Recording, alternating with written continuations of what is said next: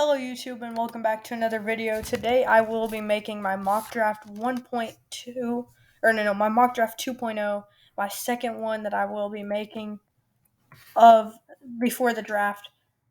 So we're going to be doing all this, yes. But before we get started, I want to remind you guys to leave a like and subscribe if you are new. This for my unlimited sports news channel. I'm trying to grow that channel a lot. My SJ for MVP edits channel has already grown a lot. So I'm just mainly trying to grow my unlimited sports news channel right now. So with the first pick in the 2023 NBA draft, the San Antonio Spurs will select Victor Wembanyama out of France. Wembanyama is a 7'5" center who can do everything on the court. He can ball handle, he can block shots, he can steal passes, he can shoot, he can dribble, he can pass, he can do everything. He is an all-around prospect, and if the hype is real, then he is set to be one of the greatest NBA players of all time. Next up with the second overall pick for the Charlotte Hornets, I'm going to stick with what I had them mocking, or with what I had them taking in my last mock draft, who was Brandon Miller out of Alabama. This is the second mock draft in a row where I've had them taking Miller out of Henderson, but it will depend on if the Pelicans are able to trade up or not. If the Pelicans can trade up to 2, then they will take Henderson, but if they can trade up to 3, then it will still be Miller probably going 2. Next up, third overall, this pick will probably not belong to the Blazers on opening night, or on draft night, but I do believe that the Trailblazers will take Scoot Henderson even if they have the pick, and Damian Lillard will get shipped off if he's still available and if they have this pick. Fourth overall, the Houston Rockets. I think that they could go a number of ways. They could go Amon or Azur Thompson, and then the other player I think that could go here is Taylor Hendricks all the way up at 4, but though that is unlikely, so I think it's going to be either Amon or Azur out of the overtime elite. Let's just check this really quick, because I heard something about Bradley Beal maybe getting traded. The Bucks are looming as a team to watch for Beal. Chris Middleton sign and trade for Bradley Beal? Maybe. So next, fourth overall pick, the Houston Rockets. I have them going with Amon Thompson because he's more of a point guard, and Azur is more of a 2/3 wing player. So I think Amon is the player that you would go with there if you are the Houston Rockets. Fifth overall, the Detroit Pistons. It's between Cam Whitmore and Azur Thompson for me. They already have plenty of bigs with Bagley, Duren, Stewart, all these guys. Wiseman even, I forgot about him. So they have no need to draft a Taylor Hendricks, a Jarace Walker, a Derek Lively at 5th. So it's between Azur Thompson and Cam Whitmore. Now, with my last mock draft that I posted on here, if you have not already watched it, you should go and view it. But with my last mock draft, I had Cam Whitmore going 5th overall. And I am unsure if that has changed or not. The Pistons need more wings. So these are the two guys that fit the best. They don't need any point guards because they already have Killian Hayes and Cade Cunningham. They don't need bigs or power forwards. But I think he's been getting a lot of hype recently compared to how he was hyped up before the combine and everything. I think Azur Thompson is who the Pistons will draft here 5th. And this is just a reminder, this is not based off who I think should get drafted. This is based off what I think the teams will do on draft night. So 6th overall, the Orlando Magic. They have lots of players that are the point guard and shooting guard positions with guys like Markelle Fultz, Cole Anthony, Jalen Suggs, Gary Harris, Caleb Houston. These guys are all the 1s or 2s on this team. But I don't think that will stop them from drafting another shooting guard or small forward. I think that here on this draft night, the Magic will draft Franz Wagner's backup, and that is Cam Whitmore out of Villanova, the 6'7", 232-pound wing from Villanova as a freshman was really good. He was kind of a 3-and-D player. He's really athletic, and he's really young. So a Magic team that's not looking to be very good the next few years, but maybe win a few extra games, would be willing to add Whitmore, who they can develop over the next few years. Next up, seventh overall. I have seen a few things today that the Pacers were looking at drafting Jarace Walker seventh overall. But I don't think that that's who they're going to take. I think now, based off everything I've seen, I think Taylor Hendricks comes off the board before Walker, and this is the reason why. Hendricks is 6'9". He's 19, just like Jarace Walker, but he's 2 inches taller than Walker. He's a much better scorer. Taylor Hendricks is a 3-and-D power forward who could impact any team right away. Jarace Walker is 6'7", so he's really undersized, but he's big and physical. He's a great defender, but he's 6'6" and a half, 250 pounds. He has a really long wingspan. He's really athletic, really strong. But Hendricks, I think, would impact this team more because they already have a Jalen Smith, not a great shooter, but a good interior defender and everything. Same with Isaiah Jackson, both power forwards or centers. So I think Hendricks would help this team a lot more. He's more of a shooter. So I think you don't take them other player in this situation. Next up, if the Wizards trade Bradley Beal, then this is a double good pick because Anthony Black is able to play the shooting guard and the point guard positions, and their point guards currently are just Delon Wright and Monte Morris. So if they get Black, he can run point guard, or if they do trade Beal, he may be able to be a starting shooting guard alongside Monte Morris. So he's the dream fit there. He's a very tall 6'7" point guard who is a triple-double threat each night, can get a lot of rebounds, get a lot of assists. He could be the next, Josh Giddey type player. Ninth overall, the Utah Jazz. Jarace Walker falls right into their hands here. Like I said, he's a 6'7" athlete who's an amazing defender. Everyone's been saying he's the second best defender in this entire draft class behind Wembanyama. He would be an amazing player for the Jazz to pick. Make a defensive core of Walker Kessler, Jarace Walker, and I guess that's it, but that's a really good defensive front court to round out with Lauri Markkanen, who's not that good of a defender. At 10, the Mavericks may trade this pick, but right now, again, I'm mocking no trades. So I think that the pick here for Dallas would be Cason Wallace out of Kentucky, 10th overall. He's an amazing defender. He's been getting comparisons to Marcus Smart and Drew Holiday. He's that good of a defender. He's also a good playmaker, averaged 12 points and 4 assists, 4 rebounds, 6'3" point guard. As a freshman, he was good on Kentucky, a loaded Kentucky team. Didn't get as many shots as he will in the G League or whatever he may do to develop. But next up at 11th, this is Chicago's pick, but it was traded to the Magic a few years ago, and the Nikola Vucevic trade. So, for this pick, the Magic already had them taking Cam Whitmore. So, most people are projecting that they get Grady Dick here out of Kansas. But I really don't think that they will go with Dick because they already have some shooting guards, and Whitmore's a wing. And even though I already had them taking Azur Thompson in my previous mock draft and I still had them taking Grady, I think that it would be smarter for the team to draft a power forward to back up Paolo or even a point guard. So at this pick, I don't think you draft Grady Dick. He's a small forward and shooting guard. So he's pretty much kind of what you already took with Whitmore, a 3-and-D guy. So if you look at the power forwards, there's Noah Clowney, there's Chris Murray, but these are guys that will go later in the draft.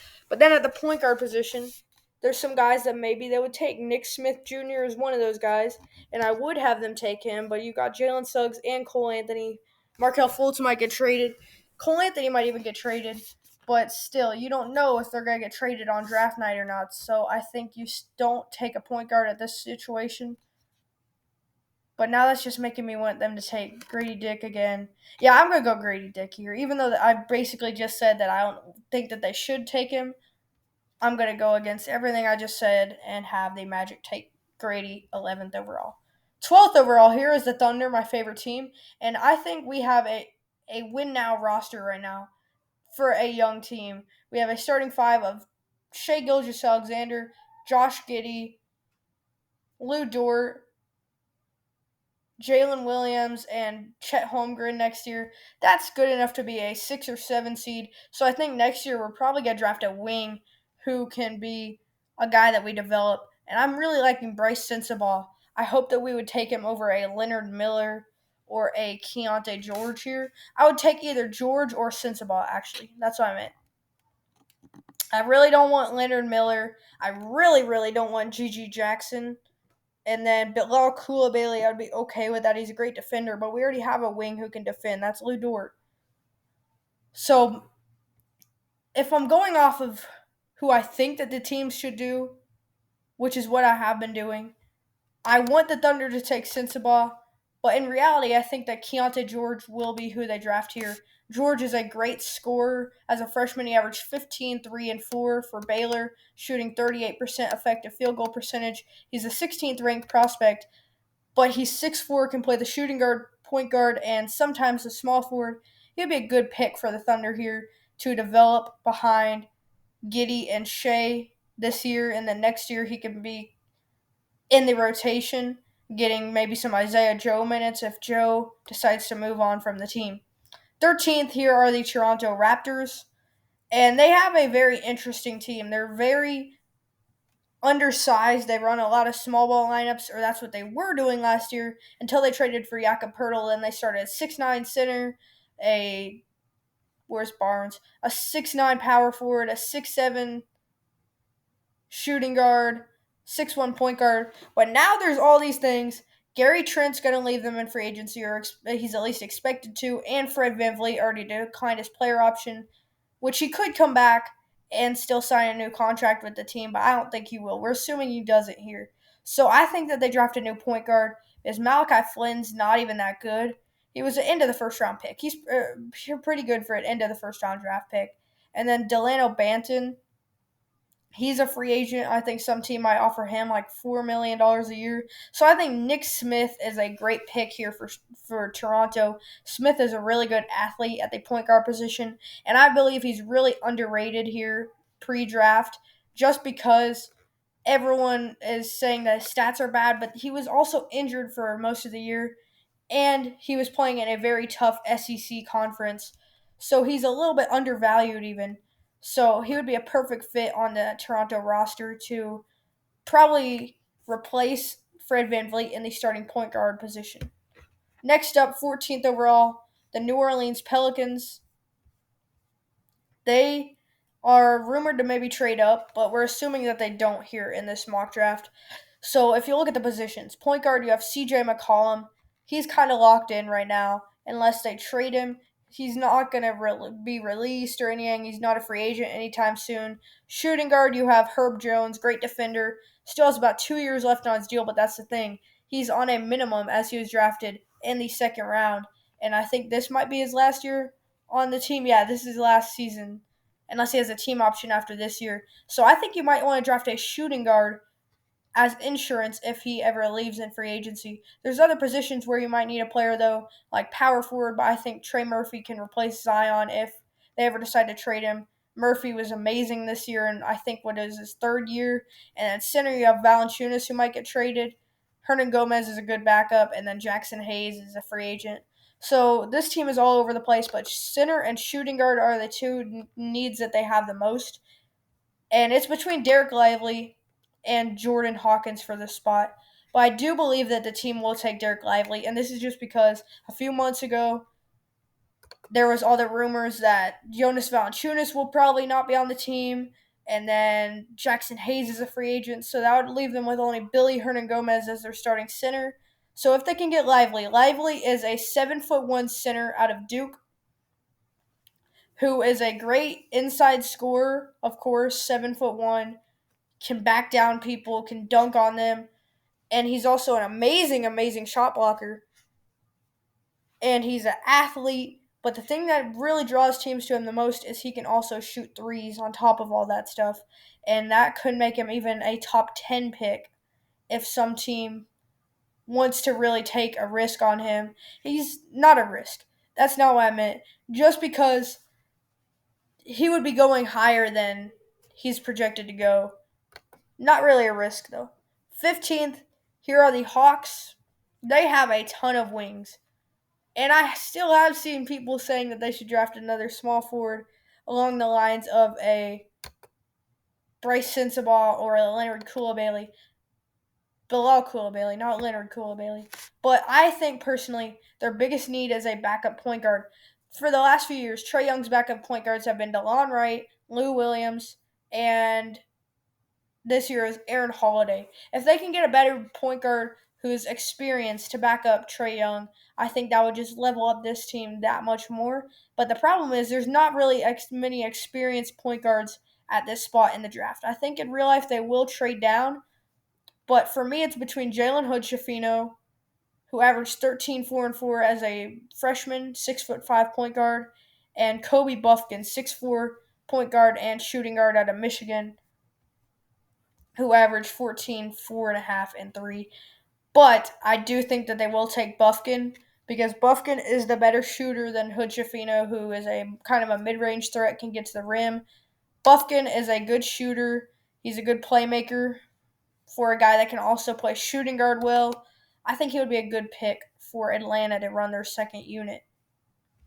16th here are the Jazz, and I already had them taking Jarace Walker in this draft. And I think here they should draft. I think here would be a good pick for them to take. I think a good pick for them is since I think this is the person that they should draft, or I guess I'm going off of who they should draft. So I gotta think, who will the Jazz draft?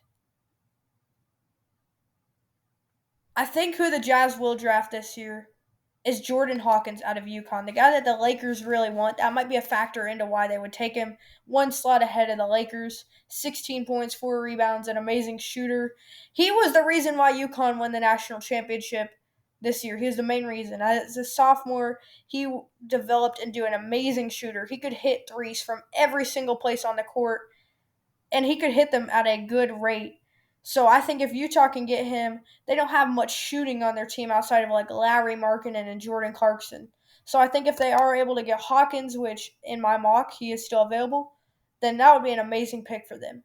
Next up, the Lakers at 17, and of course Jordan Hawkins was who they would take if he is still available. That's what everyone's been saying, and I don't think that they would do any different.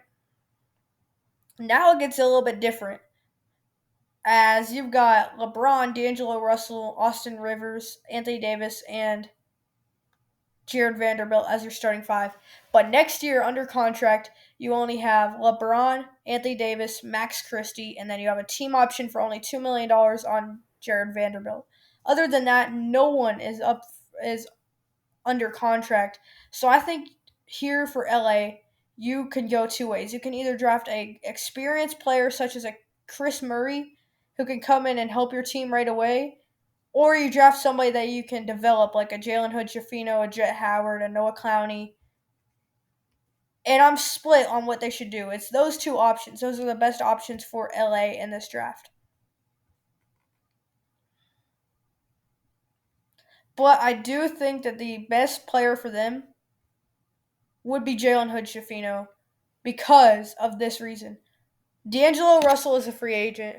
They're going to probably try to sign and trade him, but they don't have much cap space, and they are looking to re-sign Austin Reeves and Rui Hachimura. So maybe they don't get D'Angelo Russell back. And then also, I'm looking at it this way. They have Dennis Schroeder. I don't think that they're going to bring him back. Actually, what am I doing? I keep saying that I'm going off of who I think the teams will draft, and then I keep switching it up and going off who I think they should draft.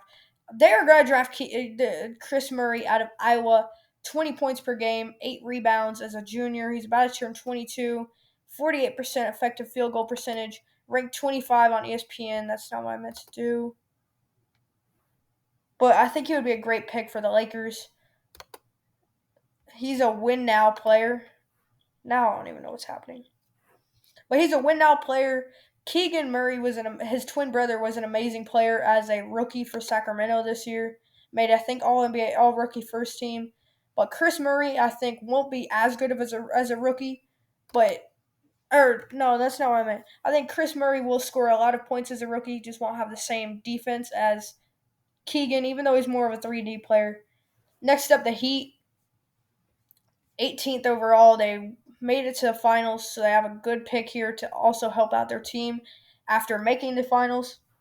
And I think that the player that they should draft here is a guard, a point guard or a shooting guard, because Gabe Vincent could get stolen. I think that they will bring him back, but he is going to be really expensive.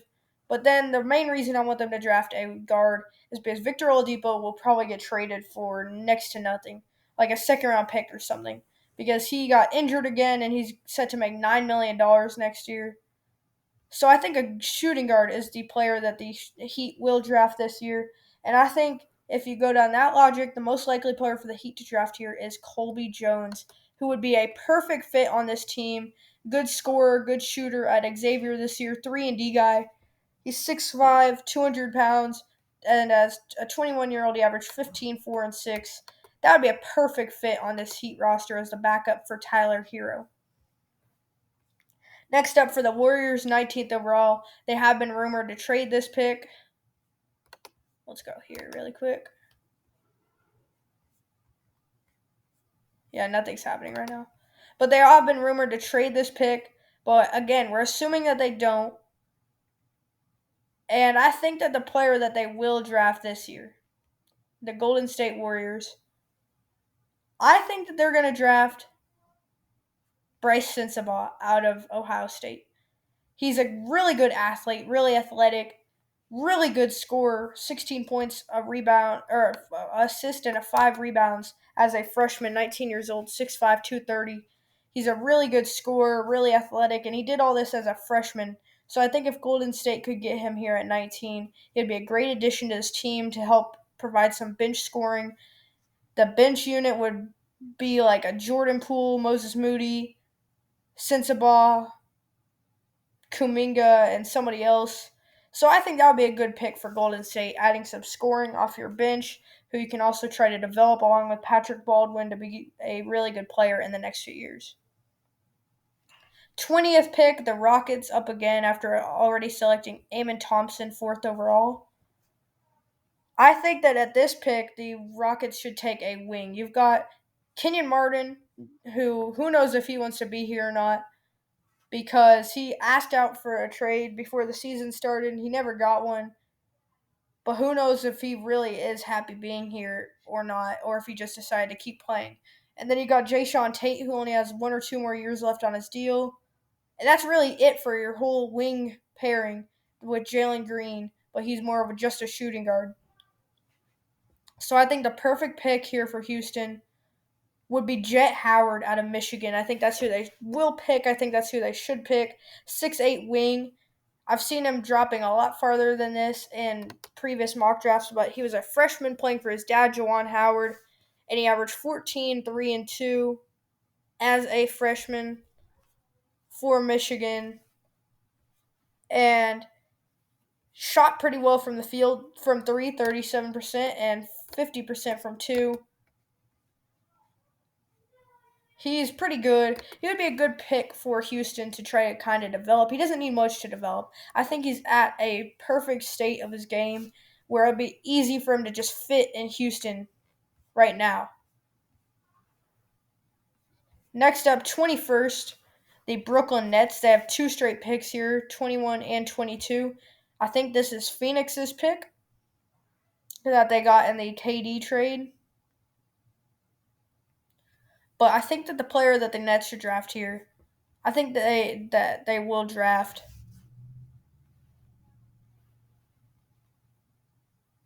I think that the Nets will draft Jalen Hood-Schifino here, prevent him from falling anymore.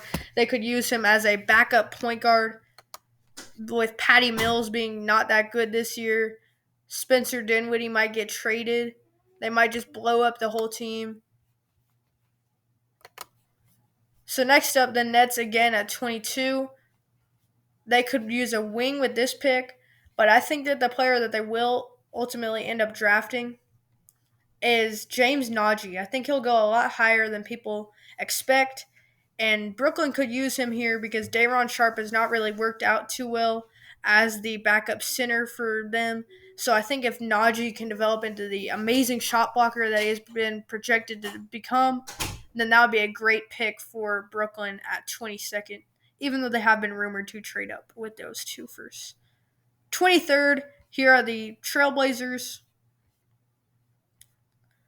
And I think that the pick that the Blazers will make in this draft is Ryan Rupert. No, actually, no. I think that they will draft Noah Clowney out of Alabama. He's really athletic, and he's an amazing rebounder. 10 points and 8 rebounds a game as a freshman. He's 6'10", 205. He has a little bit of positional versatility. He can guard twos, threes, fours, and fives. But the main thing about Clowney is he is a great rebounder for a power forward. He's not a good shooter at all, but his positional versatility comes with his defense, which is why teams will be willing to draft him. 24th, here are the Kings, and they really could use a lot of different players at a lot of different positions.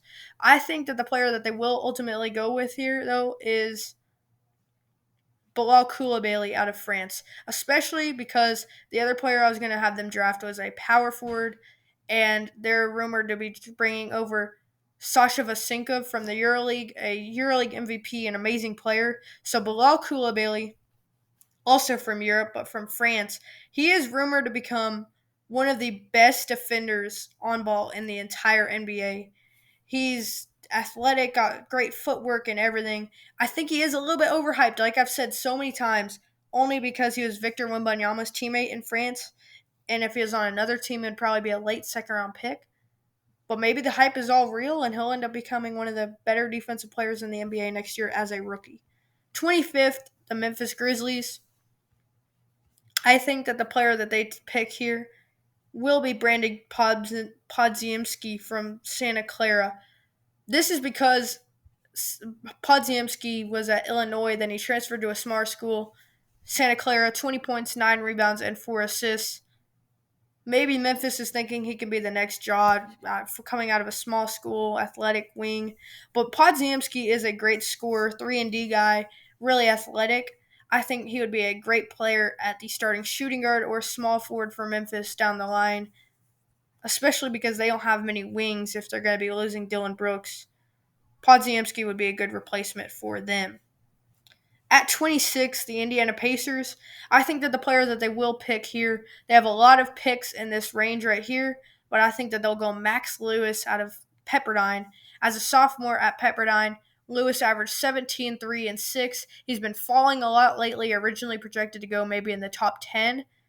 But I think that Indiana, who has a lot of picks right in this range, will be the one that takes him. He's a great scorer, 3-and-D guy. There's a lot of 3-and-D guys in this class. Max Lewis is probably in the top half of the best ones. 27th, the Hornets.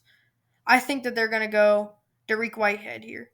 And this is just because he's a young wing who they can afford to spend time to develop, because he's a really good athlete, really good 3-and-D guy again. Not that good of a shooter, but the defense is definitely there. More of a 2-and-D guy. And if they do spend the time to develop him, I think it could really work out. He's projected to be anywhere between Dwayne Bacon, who definitely didn't work out at all, but his upside is projected to be Lance Stevenson. And if he can become a Lance Stevenson for Charlotte, he would work really well as that shooting guard next to LaMelo if they ever get rid of Terry Rozier. The Jazz here at 28, they've been drafting Hawkins and Walker so far, 9th and 16. I'm going to have them pick Olivier Maxence Prosper. Maxence Prosper was originally projected to go in the late second round out of Marquette. As a junior, 21 years old, 6'8", he averaged 12 and 5. But then the NBA Combine hit, and in the scrimmages, he scored like 25 points, raised his draft stock insanely high, and he measured at like a 7'1" wingspan or something. So any team would be more than happy to take him at this little spot in the draft between like 25 and 35. And then we only have about 29 seconds left. Timed it perfectly. So then the Pacers, with this pick, I think this is where Ryan Rupert finally goes. Amazing three-point shooter. out of France as well. And then that means that the final pick of the first round, the Clippers, they haven't drafted a power forward in a long, long time in the first round, but I think they're going to go Gigi Jackson. Leave a like and subscribe and leave your comments down below. Peace.